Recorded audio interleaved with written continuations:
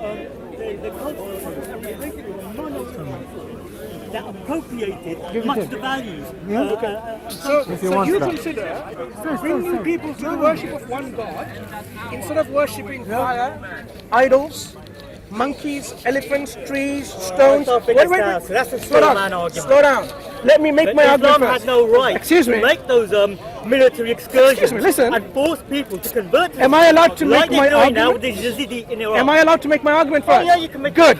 So, do you agree if Islam came to invite people to return to the worship of one God instead of worshipping a cow or a monkey or a rat or a stone or idols or fire or river, whatever, do you think this is a good thing or a bad thing? If it was an invitation and not a military excursion, then obviously, Wait. choice. But I don't think it was an invitation. I think there was a lot of genocide and destruction of cultures throughout the Middle East and North Africa. So invitation is okay. Huh? So invitation is okay. Inviting An a invitation whole civilization. yes, theoretically it would be Fine. okay. You'll be Fine. perfectly fine. So how did Islam spread to those countries? Start It with was Mesopotamia. Military conquest. Start with Like okay. the massacre of the Jews of Medina, it was military conquest. Slow down, Mesopotamia. Start with Mesopotamia. So Islam went to which country in Mesopotamia and it invaded? Yes. Give me the names and dates. Oh my God, now we're going to start going into exact minute details. Yes. No one, excuse me. What's interesting is we shouldn't be waffling, right? You shouldn't be waffling. It's hard So when it comes to history, of Muhammad the Prophet, just Excuse came to me. the region Slow down. and everyone just went on their knees and said, this is right. My friend, what's your name? I'm sure there was a military conquest, What's your name? forced sexual slavery. What's and so your forth. name? Shazza. Shazad, I'm Mansoor, right? Huh? Now Shazad, tell me, when Islam came to Mesopotamia, which country in Mesopotamia, now as we know by country, because Mesopotamia is no longer Mesopotamia, it has modern names. So in the 7th century, when Islam arrived to those countries, okay, so name them, date them, and how were they being invaded with a military destruction as you portray? Go ahead. We're all listening. After the death of Muhammad, in which the vast majority of the Arabian Peninsula was now subjugated under Islam, subsequent caliphs came and continued with a process of invasion of the region, in which, so for example, the Christians of Syria and Egypt became minorities in that region, as the rest of the population was subjugated up to Islam. And in Persia, for example, Iran, Zoroastrianism ceased to remain So you meant some Iran's countries. state religion. Okay, And Persia. those who remained Zoroastrian had to take refuge in India. Let's go back. So Syria. So in Syria, you claim there was an invasion, destruction, and of people and genocide. Yeah. Yep. So now tell me, which historians? Slow down. Which historians, who are academic historians, have mentioned a genocide of the local population, whether they were Christians or otherwise, when the Muslims went to Syria and it annihilated them? It invaded the country, first of all. Yep. We didn't invite them because you are disagreeing with that. You said no invitation. I don't think that any historian slow down. Theologically agrees with Islam would say anything against it. Shazad, don't make logical fallacies. Oh, you know what? We have no historian on planet Earth who has the guts and is brave enough to speak the truth, because if they didn't mention what they mentioned, then off of the head. Is that what you're saying? No, I don't buy that. Listen, Shazad, which historians, academic historians from planet Earth, it doesn't have to be a Muslim, right? It could be a Christian historian or a Jewish historian or a pagan historian, no problem. Academic historians who have really, with historical references and resources and sources, have stated that when Muslims went to Syria, so you tell me when they went to Syria, they didn't invite the people, local population, they invaded and annihilated and committed genocide. So now go and start with your references. Oh, now you're going to now you start give names, dates, Yeah. quotes, citations. That's what you're claiming. incidents. Go ahead. But all you're Do you want my phone for Google? all you're really doing is say, tell me where this or tell me where that. So the ball's in your court at the moment. No. You can actually say. Who made the tell me claim? that, tell me Who that. made the claim? I'm supposed to dig out all the Shazad, you make the claim. There was this invasion, destruction, genocide, right? No invitation. The onus, I'm afraid, Shazad, Because it's is not on like, your court to Islam- provide the evidence It's for simply such a not- claim that because you've your religion made. does not go all the way from Morocco to Indonesia. Slow down, Shazad. Not one single member was killed. Not one single army Shazad, battle took place. Shazad, your waffling is not going to help generalization. No, it just doesn't Now work that way. we are going to specific. First Syria, then we're going to go to Persia, and whatever you want. Because I stopped you there saying step by step. So in Syria, right, when did Islam go to Syria? And how was the mechanism? And start naming the historians. Go ahead. If you don't know, why don't you go to British Library? Is open today? Do some research and learning. Yeah. Come back next week or the week after. Don't worry. Don't worry. I've been coming to this park for many years. So it is, if God willing, and I'm still alive, I might be coming the next week and the next week after, until how many years to come? Who knows? Shazad. Yeah. So what I'm asking you is this: names, references, dates. Yeah. Go ahead. All right. Okay. Okay. We start with a credible historian in your eye. As a historian, he mentions this.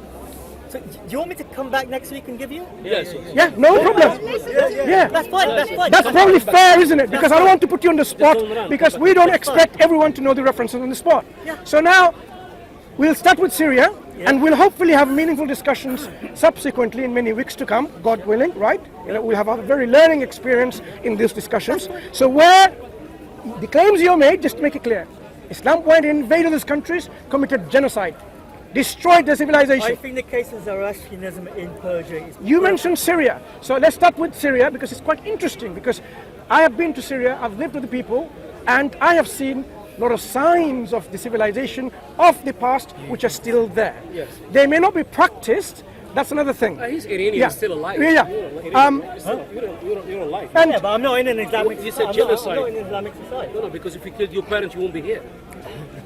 Makes sense? No, I'd be... Is that possible I'd be then? dhimmi. Do you I'm think- a pure Islamic. So 70 million of Iranians minority- if his still alive. forefathers were killed, he won't be. Zoroastrians, Are you Baha'i, saying, brother? Christians, Are you saying if Jews, his forefathers were Yazidis, killed, he won't be here? You know. I have to think about that. If your forefathers were annihilated, Genocide. would you be still here? What do you all think? Do we have to? And under strict Sharia law in an Islamic Forget about society, that. I'd be paying Let's jizya go to tax. the history. Right. So that's history for something that we cannot talk now, because it's only fair that you provide the references. Now let's go back in general. If Islam brings the truth to the people, to invite them to worship their creator instead of the creation, do you have anything wrong with that? Theoretically, if it's a completely peaceful invitation to invite, and then like a Christian who proselytizes will say this, say that. If you don't listen, they'll go, they'll leave. You know, Yeah. if it's that kind of level, then obviously I can't have Okay. a moral issue with that. Okay, so now suppose now you are in a country and you are very restrictive in your country with borders, right? So I want to invite the common people. So how am I going to, this is 7th century, right? So I want to invite the common people within these lands and show them and really discuss with them the truth of Islam. So how, Philosophy, books, lectures. right, how do I approach the common people? Because now you are a country state protected by your borders and your fences and your military and your government. So how do So you're saying how do we? military subjugation No, I'm would not be- saying anything. I want you, Shahzad, to give us the options of peaceful invitation options of how we go about inviting the common people. What are the ways we can do that? Like I said, you know, theological debates, philosophical How do I discussion. even have a debate with them? I can't go into the country. Well, don't then. You can't violate their territorial integrity. So the invitation is stopped from the very beginning. I can't even invite them. Is that what you're saying? I'm sure that the invitation was there. Now, how can you invite? Because you're not even allowed to go in. Did they? At that time, Did Syria close their borders? at that time, we're talking about the whole of So now we're the Middle reversing. East. Now No. Evidence that Syria closed their borders. Wait. We're not talking about Syria. Don't focus on Syria only. Islam came in the 7th century. Islam came in the 7th century, of the Christian era. Now it wants to invite people to this true religion. So how does it do that? How does it achieve without invasion, without genocide? Of course there shouldn't be any genocide. Of course there shouldn't be any invasion to kill people, right? You want to invite people in a beautiful way so that up to them they accept it or not. People should have their own choice. So how do you do? Today now you can have your own satellites, and you can, broadcast, and people, whoever they want to, put in the signal in and receive the signal and then watch satellite TV. Zaki Naik has his own channel, right? You can watch Zaki Naik Peace TV if you want, for example. I'm sure there's lots of other privately Muslim-owned channels, not satellite channels. It's quite easy, right? You just have to choose and say, okay, this is the frequency, I'm going to tune in, I'm going to listen. Right. Previously then, you didn't have any satellites. You had to go into the people. So if the government doesn't invite you in, how do you reach to the people with the truth? The only method I can think of is military invasion. But that's not right, though. Huh? That's not right. According to you, that's not allowed. That's not permissible. It isn't. It's not like Right. you must convert to this, otherwise, Yeah. So you are actually justifying this. I'm not justifying. I'm asking you. You are coming up with an But you are alternative. suggesting that there was no other alternative. What are the alternatives? That's what I'm asking you. Military invasion. And you accept that? No. That's not an alternative then.